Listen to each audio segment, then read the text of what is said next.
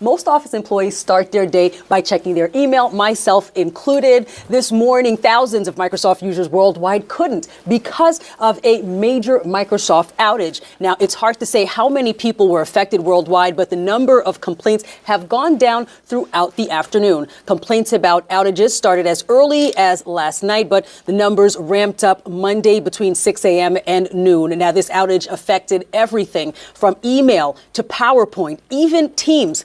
Earlier this year, another global outage rocked the tech world when a CrowdStrike Microsoft software update went sideways. Now, experts in the tech world say this was not a cyber breach, but we're seeing more of these instances where updates aren't better vetted, causing possible outages in service. We're all interconnected on the internet.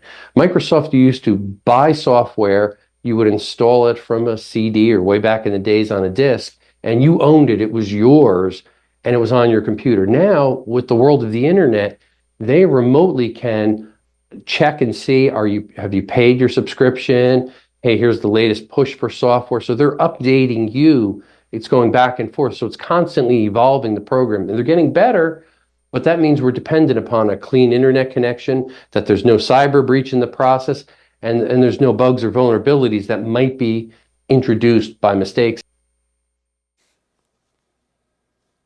Now, according to Microsoft's X feed, they are facing delays in their recovery, in the efforts from this outage, but they're continuing to monitor the situation. Eric, I'll send it back over to you.